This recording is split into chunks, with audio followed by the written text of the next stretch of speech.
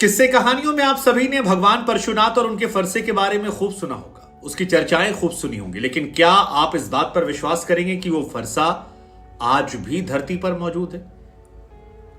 वो फरसा आज भी है। और हैरानी की बात यह है कि जमीन से ऊपर 5 फीट निकलने के बावजूद, 1000 सालों से एक ही जगह होने के बावजूद उस पर जंग नहीं लगी है।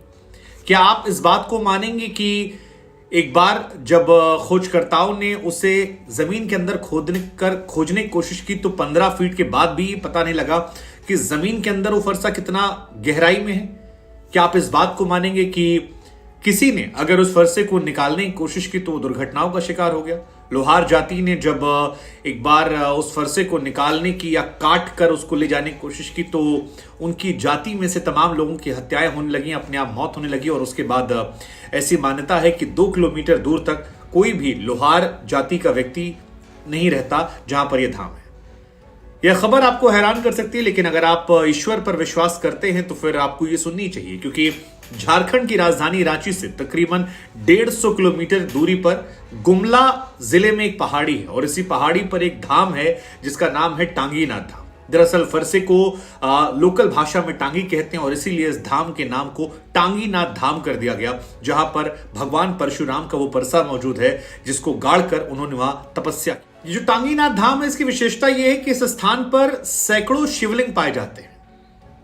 आपको जानकर हैरानी होगी कि 1989 में पुरातत्व विभाग ने इस इलाके की खुदाई की थी और जब खुदाई की तो यहां से जो प्रतिमाएं निकली वो भुवनेश्वर, मुक्तेश्वर, गौरी, केदारनाथ तमाम जो स्थान हैं वहां पर खुदाई में जो मूर्तियां निकली थी उनसे मेल खाती हैं।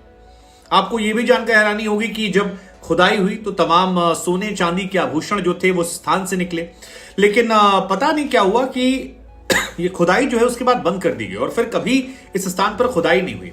खुदाई में हीरा निकला, चांदी निकला, सोने निकले, सोने की बालियां निकली, तांबे की बनी टिफिन जिसमें काला तिल चावल रखा था, ये सब कुछ निकला, लेकिन फिर उसे संभाल कर रख दिया गया और आज भी डुमरी थाना के मालखाने में यह सामान रखा हुआ है। कोई इसे हाथ नहीं लगाता है और इसके बंद होने की वजह क्या थी ये भी आज तक कोई जान नहीं पाता।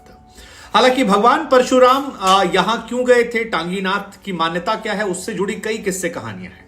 एक कहानी है भगवान श्री राम के विवाह को लेकर कि भगवान श्री राम जी का स्वयंवर था जहां पर उन्होंने परशुराम जी का धनुष तोड़ा था। परशुराम जी पहुंचे और काफी उन्हें बुरा भला कहा। बाद में जब यह एहसास हुआ कि विष्णु जी के अवतार हैं तब यहीं टांगीनाथ धाम में आकर तपस्या की और यहीं पर उन्होंने फरसा गाड़ दिया था जो 15 फीट तो लोगों को पता है जमीन में है, 5 फीट ऊपर है, तकरीबन 20 फीट हो गया। इसके कितना ऊपर नीचे ये किसी को अंदाजा। और यहीं पर तकरीबन 1000 साल उन्होंने पूजा की थी। एक और मान्यता जो है वो है उनकी माता जी को लेकर कि उनके पिता के कहने पर उन्होंने, हम सब जानते हैं कि माता रेणुका का सिर जो है वो धड़ से अड़क कर दिया था, लेकिन बाद में पूजा पाठ की और पिता से मिले वरदान से अपनी माता को दोबारा जीवित किया था।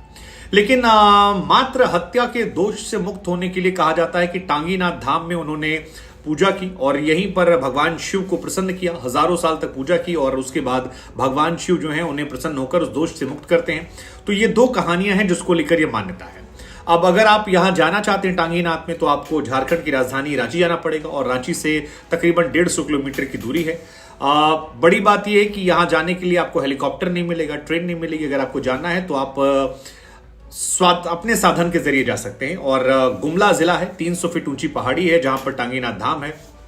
गुमला से 50 किलोमीटर पड़ता है और नक्सल प्रभावित इलाका यह माना जाता है। लेकिन इसमें सबसे बड़ी बात जो है वो ये है कि टांगीनाथ धाम में हजारों साल से यह फरसा गड़ा हुआ है। फरसे की जो ऊपर की आकृति है वो त्रिशूल से मिलती जुलती है। सबसे बड़ी बात है कि 1000 साल से ऊपर इसमें जंग नहीं लगा और यह हैरान करने वाला है कि खुले आसमान के नीचे होने के बावजूद इसमें जंग कैसे नहीं लगा, वो भी 1000 साल से। बारिश, धूप और जमीन में कितना गड़ा है इसके बारे में भी किसी को रत्ती भर अंदाजा नहीं है। लोकल भाषा में टांगी और इसलिए धाम का नाम टांगीनाथ धाम। अब सबसे मशहूर कहानी जो यहां को लेकर है वो है एक लोहार को लेकर। एक लोहार ने एक बार बदमाशी करने के चक्कर में यहां पर फरसा उखाड़ने की कोशिश की थी। अब फरसा क्योंकि 15 फीट गहराई में है तो उसे उखाड़ नहीं पाए, तो उन्होंने इसे काटने की कोशिश की और एक हिस्सा इसका ऊपरी भाग जो था वो काट दिया। कहा जाता है कि इसके बाद वो लोहार और लोहार जनजाति के जितने लोग भी आसपास रहते थे उनकी एक के बाद एक मौत होने लगी। फरसे का हिस्सा तो वो नहीं ले जा पाए, वही छूट गया, लेकिन हत्याएं इतनी बड़ी संख्या में होने लगी कि जनजातियों में खौफ पैदा हो गया और उसका असर यह है कि आज भी 2 किलोमीटर के प्रेमाइसेस पे लोहार जनजाति के जो लोग हैं वो नहीं बसते, उनके अंदर दहशत है। मुख्य मंदिर जो है उसमें एक पेड़ है और माना था कि उस पेड़ के अवशेषों की भी पूजा की जाती है। यहां पर जो शिवलिंग है उनको लेकर माना था है कि भगवान की कृपा इन पर विशेष तौर पर है।